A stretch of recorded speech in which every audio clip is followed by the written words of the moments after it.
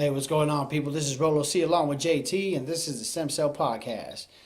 And I am going to let my man take over this segment about a Utah student actually being slain earlier this week. Go ahead, take it away, buddy.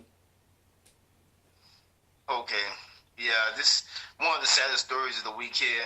Um, revolving the Utah University student Lauren Mccluskey. Um, she was a senior, majoring in communications. Uh, so she was a smart student. From what I heard, she ran track and field, and I heard she liked to sing and stuff like that. So she's like a pretty nice student girl. Uh, so the guy who actually killed her goes by the name of Melvin Rowland, 37 years old, black male. Uh, the I know the fucked up part about this story is Lauren Mccluskey's mother said she was on the phone talking to her when she heard something wasn't right with her daughter, and I guess around that time, that's when Mr. Rowland decided to take his violent action on her daughter. It was also reported by Lauren to the campus police that she felt like she was being harassed, by someone. Now, also too, the Rowland and Mccluskey, they dated for a short period of time, and the reason why they broke up because Mccluskey found out that Rowland had a violent past, and so which is crazy because now this is the second killing on Utah's campus in a year. Wow. And I'm not, yeah, which is crazy. And the thing is too, it's not just Utah.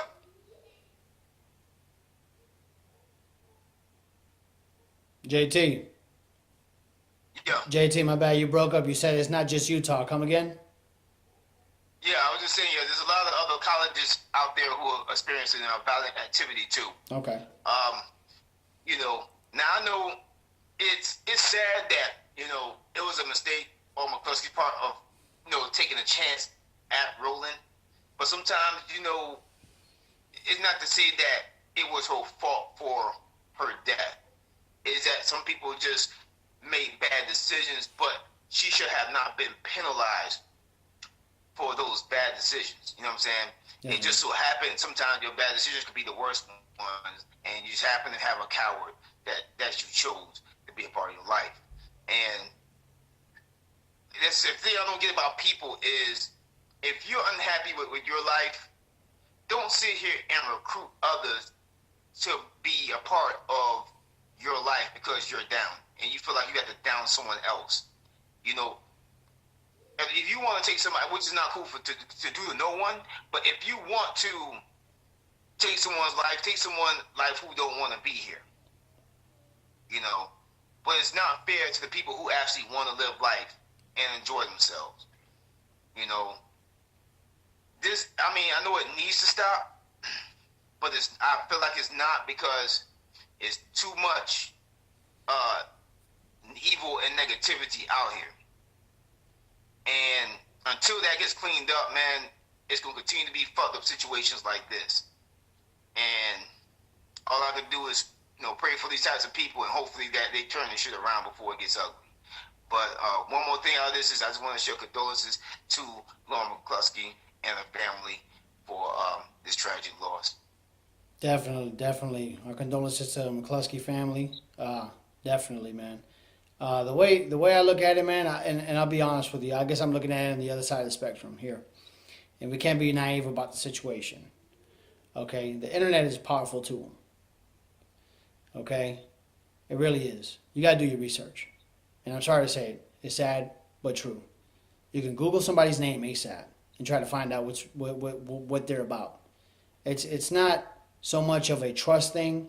It's about a personal safety issue thing. Okay? Dating is dangerous. It really is. It's dangerous nowadays. due to the mental health crisis that we're dealing with in this day and age, and people not really being built the way they used to be built in the generations prior. You know, I gotta say we as people were a lot tougher, and I feel like the more enhanced that technology is becoming, the weaker we're becoming because we're relying so much on our technology to do everything for us. Okay, um, you may end up with a sex offender and don't even know it. And that's what, unfortunately, that's what happened to this girl, and she found out too late. Because if she would have did a little bit more research in reference to trying to really get to know this guy and find out more about him, it would have raised a red flag and be like, I can't do this. You know what I mean? But dating is very dangerous. You know, whether it be looking for somebody online or somebody you meet at a bar, ask for their first and last name. Ask where they live. Let's do some confirmation. You know, you ain't got to bring it up to the police, but hell, Google search. That's all you got to do. You know, and unfortunately, this young lady, she just found out way too late. She was already about a month in deep with this guy, and evidently he had mental health issues, and he ended up killing her and then killed himself. So it's very unfortunate. But like I said, our condolences to the family. That guy, nobody knows what was going on in his head. But do you know how old Miss Mccluskey was? Oh, Lauren Mccluskey was 21. She's 21 years old with a 37-year-old guy. That's a red flag right there. You know? Yeah, and the guy, Melvin Rowland, he did not attend the school. No, not at all. So I'm not trying to say that you should be skeptical about every person you meet. However, you should just be aware, heighten your awareness.